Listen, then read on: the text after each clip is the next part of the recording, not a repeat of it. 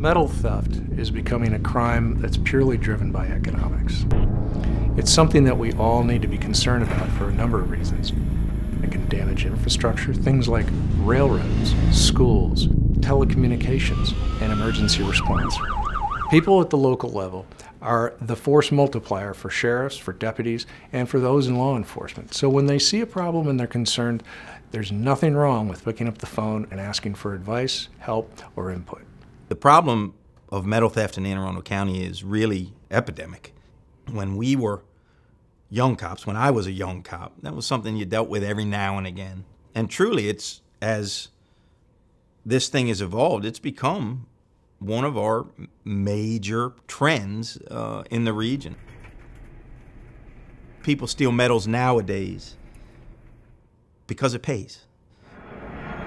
Kind of the game changer for law enforcement recently in the last few years was this exponential increase in the price of metal, scrap metal specifically. And as a result of that, what we thought we were going to see, we did see, which is a precipitous increase in the number of metal thefts and in the enormity of the theft of metals. All 50 states have metal theft statutes, and a lot of the statutes require compliance on the part of recyclers. They take HVAC systems off churches, they break into vacant homes and take the copper out of the walls.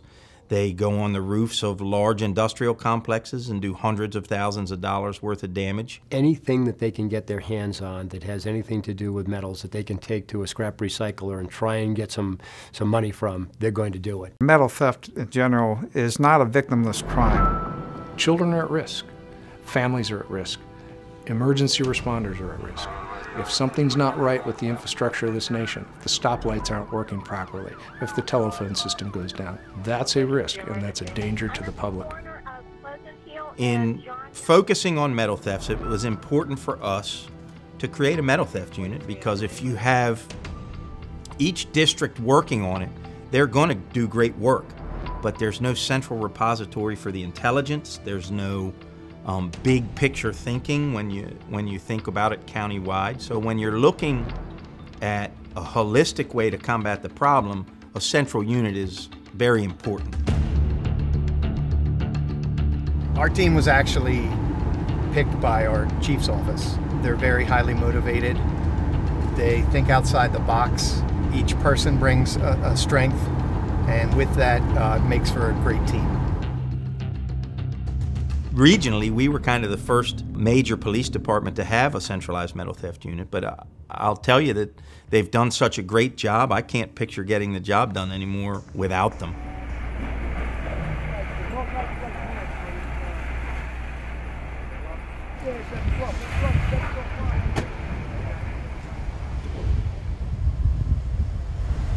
Hey, how you doing today, sir? Blessed by the best. How about yourself? Good. You have your license for me? I ain't got no identification. No license? I ain't got nothing. You ain't gonna be able to pick up your cash at the window. How come I ain't? Gotta have your ID. Police officers often come into the yard and they'll be investigating a case. Anything we can do to assist. We also attend court and testify that the metal was brought in here, and often we identify the suspect that brought it in here. I think, unfortunately, there's been this kind of preconceived notion that everybody in the scrap industry are somehow involved in the criminal element, and nothing could be further from the truth. If you give the chance to the scrapyard folks, they will help and they will try to do the right thing. I think early there may have been some impetus for us to go in and be hard on the scrapyard owners. And the investigators very quickly came back with feedback that that's not the strategy. If you go in and you make them partners, you treat them with respect, and you let them know what the problem is, that they will help with it. And by all reports from the folks who deal with this every day, that's been the case.